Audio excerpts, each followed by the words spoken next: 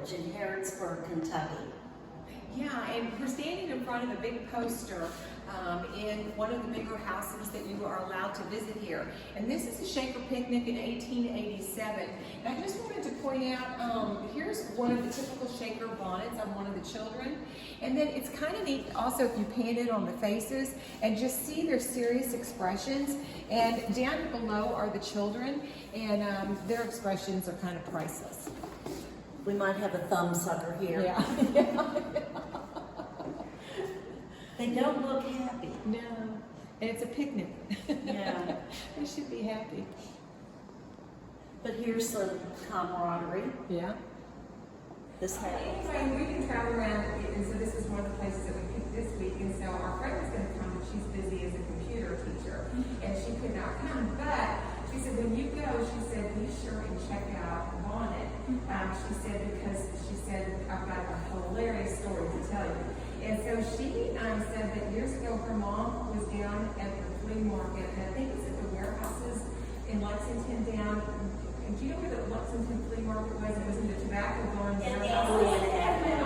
Tobacco warehouse. Yes. Anglian Avenue. Avenue.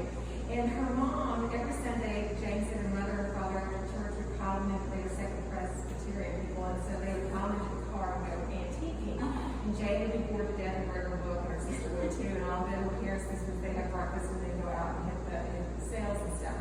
So they were all there, or I don't know if Jane was there at this time, maybe not, but her mother was packing up the buns and stuff, and she said, I need some more boxes, and the guy said, well, I've got all these extra boxes over there, just help yourself to whatever you want. And so she saw some boxes, and so she just grabbed even some extra boxes to take home. So she took home all the boxes and then put them in the garage, and then left them there for a good, like 4 or 5 months later, and then she asked her husband to bring in some of the boxes, maybe go through them or use them to put some stuff in. And so they brought the boxes in, opened it up, and then there was this bonnet, and they didn't know idea. So they were like, oh my goodness. So they didn't know what to do, and they didn't know who to contact, they didn't know whose box it was. So they just kept it in their basement for 20 years. Yeah. Something like that, maybe even longer, maybe 30. So then I got concerned. I feel that there's this bonnet, and and it really belongs to Shakertown, and I'm so embarrassed that I have it. I feel like I've done something illegal, and she kept it in the box and just left it alone. She said, would you do me a favor? Would you please just make sure Shakertown gets this? And so then her daughter said, oh, sure. So Jane was really excited to bring it to her,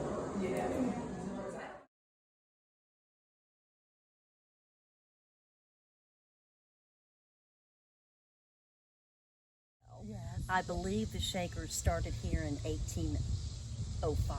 Oh, okay. And they you're went right. they went to 1920. Okay, you're right. That's right. Okay. I remember the guy telling us that. Yeah. And Mary Settles was the very last Shaker alive, and she was here. Right.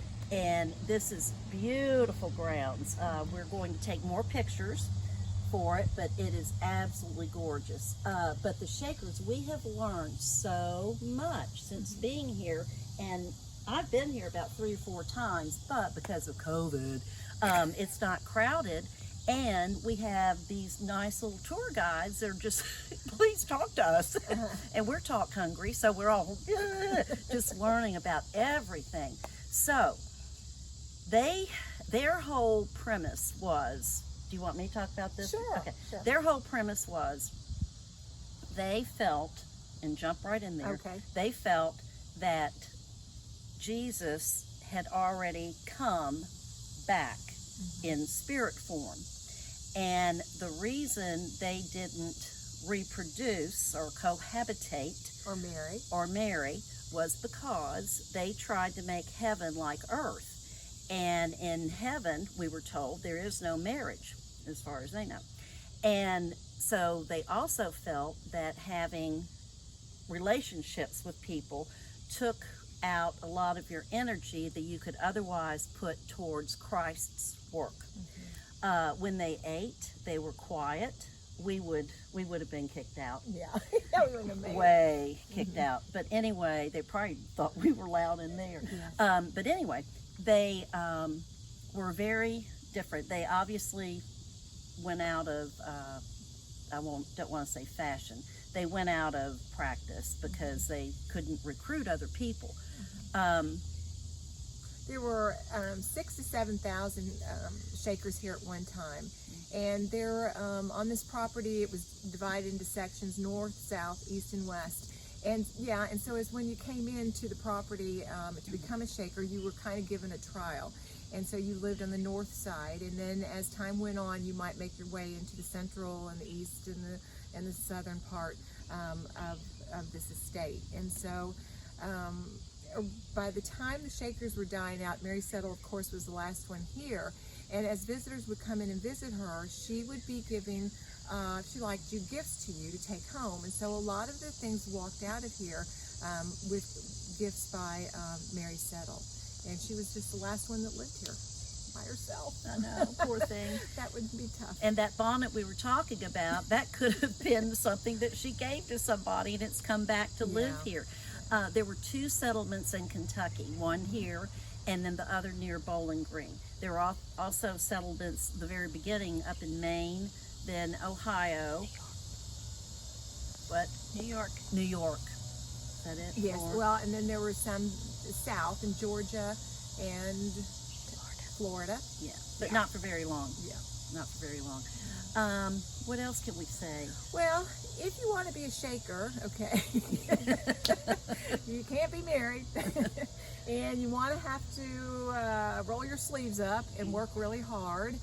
You're going to pray hard, and then you're going to go to services that they said might last 15 minutes on the Sabbath, or it might last 23 hours. It just depended upon how moved the group and the crowd got. The cool thing too about Shakers was they were progressive in the sense of women's rights. Women had as much to say about the government here, about sharing laws. They had elders, they had 2 females and 2 males. Everything's very symmetrical, down to their architecture. Yeah. When you walk in, the first thing you notice is, wow, what's over here is over there. So what was good for the goose was good for the gander here. They were also pacifists, and what we now call farm to table, we think we're so cool. They were doing that years and years ago. During the Civil War, the South came through because Perryville, the bloodiest battle of the Civil War, was just 17 miles down the road, and then Richmond. So those were 2 of the worst battles. But they said that right here on the front road that the Union soldiers came, and then later the Confederate. But anyway, they fed them, and they fed them to such a capacity that they almost were out of their own food. Right. That's how nice they were.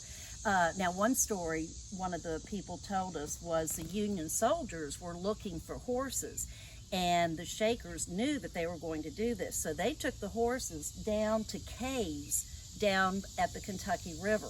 And those Union boys never did find those horses. And here's some of their gardens where they did some of their farming, and they kept a lot of animals, and really were self-sufficient with everything.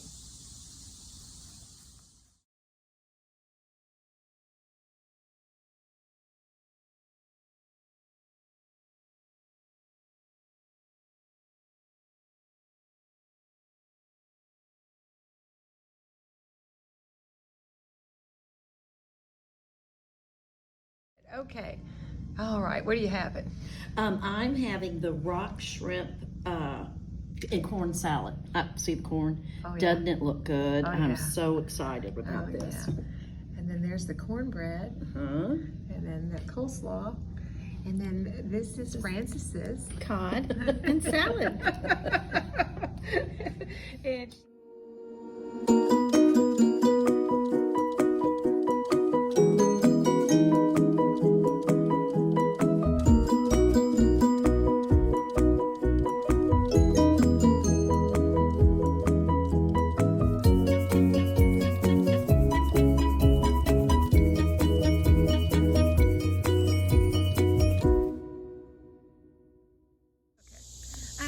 as we leave here and before we wrap up, I just want to encourage you to make reservations before you come for one of their meals. They have breakfast, lunch, and dinner. Right. So all day long, and I think every day, I'm not sure.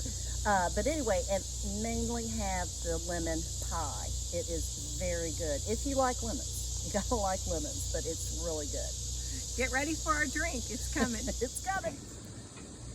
So last week we went to Castle and Key, and I bought a bottle of London Dry Gin. And so today we went to Shakertown. So our drink is going to be called Summer Garden because we're using things from the Shakertown Garden and the gin from Castle and Key. So first thing you do is you muddle, which I don't have a muddler, a little basil. Yum. Oh, that looks good. And a little cucumber. Oh, that's going to be refreshing. And healthy. Yeah. Oh, healthy. Yes, because basil and cucumbers have tons of antioxidants and all that stuff. Oh, okay. I'll use this for the muddler. Okay. Oh, that's a good idea. What is that? It's The cap. top. It's not really muddling. So See you how muddle it creative up. we are? You Yeah. know, Teachers. Well, you didn't break the glass, did you? I know. You sure? I did not. Okay. So then, pour in the gin. Which is 105 proof. It is. It's strong. Whoa, whoa, whoa, whoa, whoa, whoa, whoa. Whoa, sister. That's why we wait till we get home before we make these drinks. Now I'll add the ice. Could have been a little bit. Yes, a lot of antioxidants, vitamin A, Ooh, you can smell that too. lots of good stuff. Basil and cucumbers are very good for you. And when you put them in a relaxing drink, it makes it an even better health food.